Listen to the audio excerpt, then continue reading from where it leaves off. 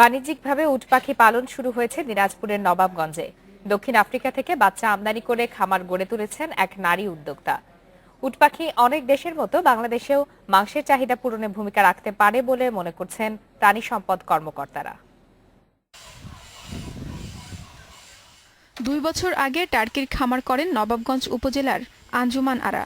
এক পর্যায়ে শুরু হয় উটপাখি পালন নিয়ে চিন্তাভাবনা। 5 মাস আগে দক্ষিণ আফ্রিকা থেকে সংগ্রহ করেন 20টি উট পাখির বাচ্চা। খামারে আনার পর 2টি বাচ্চা মারা যায়, তবে বাকিগুলো বেড়ে ওঠে নির্বিঘ্নে। এক একটি উট পাখির ওজন এখন 50 থেকে 60 কেজি। এখন মোটামুটি সাকসেস বলতে পারি।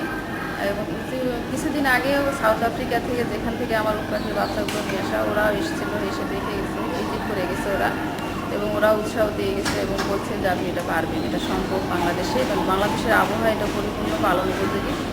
আঞ্জুমান আরার খামারে এখন 15টি উট পাখি আছে। অভিজ্ঞতা না থাকলেও এদের লালন পালন নিয়ে তেমন ঝামেলায় পড়তে হয়নি। সাধারণ শাকসবজি ও লতাপাতা খেয়েই বেড়ে উঠেছে বলে জানালেন পরিচর্যাকারীরা। রোদ লাগলে, বেশি রোদ লাগলে পাইপ দিয়ে গোসল করে দিতে হয়, আমরা এই গোসল করে দিই।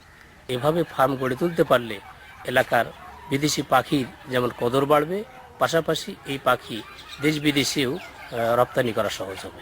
প্রাণী সম্পদ বিভাগের কর্মকর্তারা বলছেন, পৃথিবীর অনেক দেশে বাণিজ্যিকভাবে উট পাখি পালন করা হয়। বাংলাদেশেও মাংসের চাহিদা পূরণে ভূমিকা রাখতে পারে এই পাখি। দ্রুত বর্ধনশীল এই পাখি, যদি এটাকে ভালোভাবে পালন করা যায়, আমরা প্রাণী সম্পদ বিভাগ সার্বিক সহযোগিতা দিচ্ছি। আমি আশা করছি যে ওনার এই উট পাখির খামারটি অচিরেই সফলতার দিকে এগিয়ে যাবে। বছরে 50 থেকে 70টি পর্যন্ত ডিম দেয় উট পাখি।